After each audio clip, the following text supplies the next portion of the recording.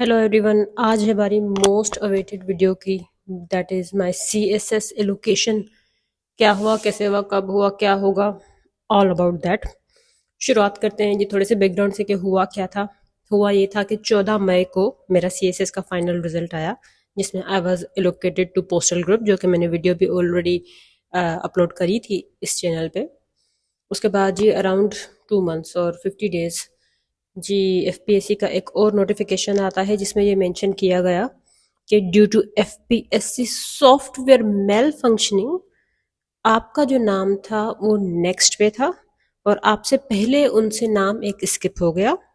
तो क्योंकि वो आपसे पहले थी, तो फिर आपको जो हमने ग्रुप दिया था वो अब उठा के उनको दिया जा रहा है। एफपीएससी के नुमाइंदे के मुताबिक 2 मार्क्स का डिफरेंस था। मेरे बाद क्या और लोग नहीं थे, और लोग थे ऑफ कोर्स, लेकिन वो शायद किसी और डोमिसाइल से थे। हम दोनों का डोमिसाइल सेम था। ये मसला हुआ। तो everyone has been asking already about CSS qualification, ये सारी चीज़ें। नॉट क्वालिफिकेशन, एलोकेशन, क्योंकि सीएसएस क्वालिफाई करना एक अलग बात है, जो कि ऑलरेडी नाम लिस्ट में है, तो जो कि ऑलरेडी काफ़ी लोगों ने मेरे साथ किया हुआ है। दिस इज अबाउट एलोकेशन कि भाई आपको जो ग्रुप मिला वो उठा के किसी और को दे दिया गया, वो भी एफपीएससी के भंड की वजह से कि भाई पहले हम देख नहीं पाए, अब जब हमको 2 माह बाद होश आया है तो आपसे उठा के वो कर देते हैं। मेरे पास स्टेट बैंक की जॉब थी, तो थी नहीं, अल्हम्दुलिल्लाह है।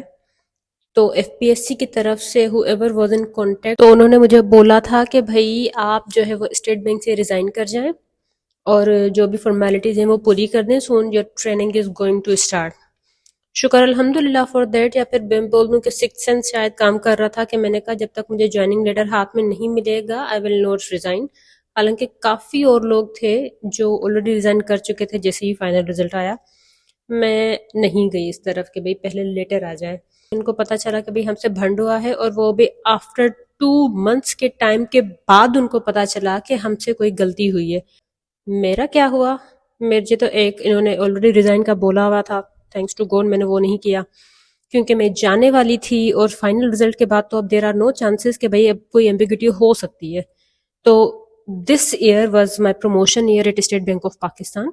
तो बजाय कि मैं खुद को रेस में डालूं और बेटर ग्रेडिंग के साथ, बेटर मार्क्स के साथ प्रमोशन की तरफ आगे जाऊं, मैंने खुद को साइड पे कर लिया कि भाई जिन्होंने स्टेट बैंक में लाइफ गुजारनी है वो आगे जाएं, whoever is डिजर्विंग। मैंने निकल जाना है तो मुझे थोड़े से मॉनेटरी बेनिफिट के अलावा एक मंथ में और कोई फायदा नहीं मिलेगा। इस हिसाब से मैं खुद को साइड कर लिया। 30 जून पे हमारा साइकिल पूरा प्रमोशन, ग्रेडिंग, जो भी प्रोसेस होता है पूरा हो चुका है। उसके बाद और 3 जुलाई को मुझे पता चला कि भाई दिस हैपेंड। अगर इनका टाइमली निकल चुका होता तो शायद मेरा ये लॉस से मैं बच जाती, जो कि मैं अब 2 से 3 साल अपने बैचमेट से, अपने कोलीग से मैं पीछे चली गई। वाई?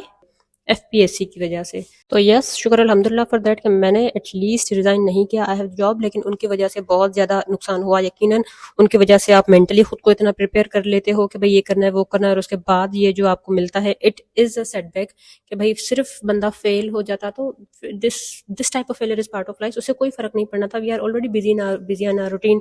यूट्यूब चल रहा था, जॉब चल रही थी, एवरीथिंग वाज गोइंग ऑन, तो फिर पता ही नहीं चलता, फर्क ही नहीं पड़ता।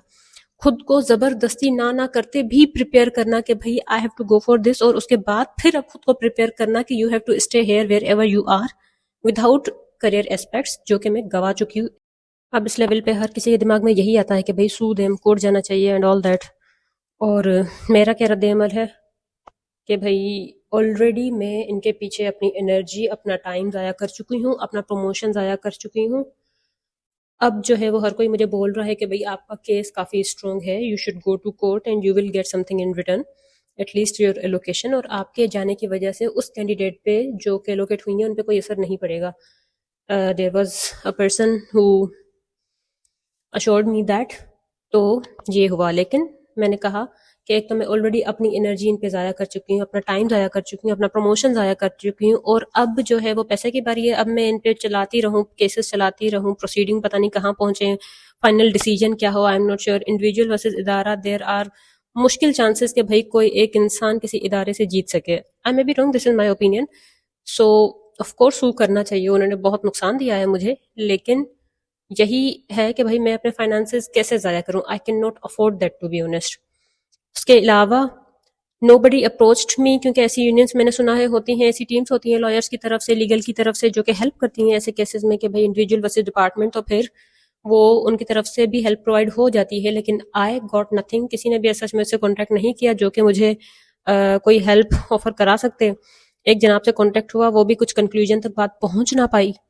सो this is what happened.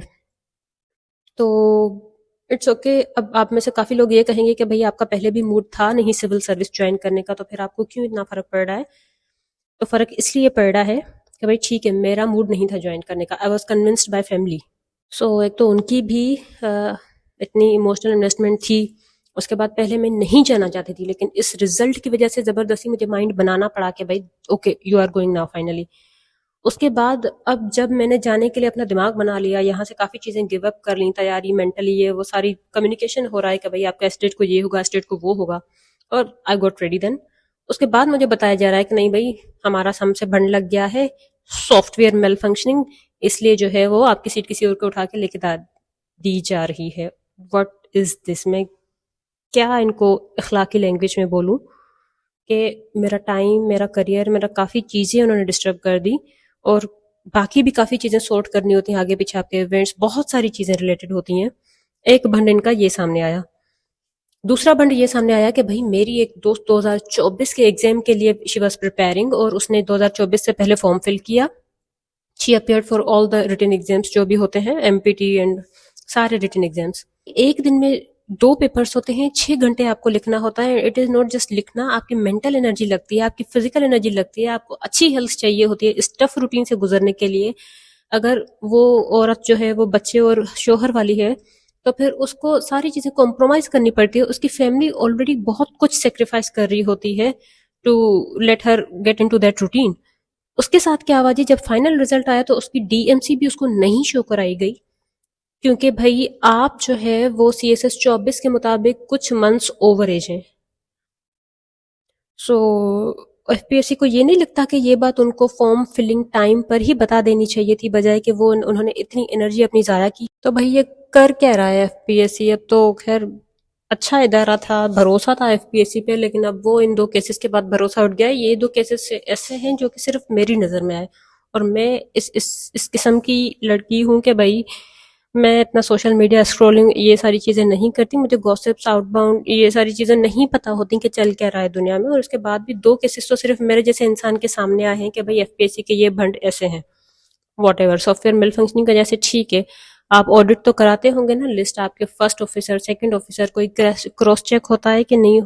Verification कुछ नहीं होता, आपको बस 1 पर्सन ने ऐसे ही चेक किया, उससे गलती हुई, सॉफ्टवेयर मेल फंक्शनिंग, बिना आप देखे ऐसे ही पब्लिश कर देंगे, और किसी के साथ भी ऐसे धोखा कर देंगे, किसी का भी टाइम वेस्ट किया जाएगा। वो तो शुक्र अल्हम्दुलिल्लाह फॉर दैट कि मैंने अपनी जॉब से रिजाइन नहीं किया, अदरवाइज मैं इन अभी अनएम्प्लॉयड बैठी हुई होती कि भाई आपकी वजह से मैंने रिजाइन किया, अब पे कौन करेगा मुझे।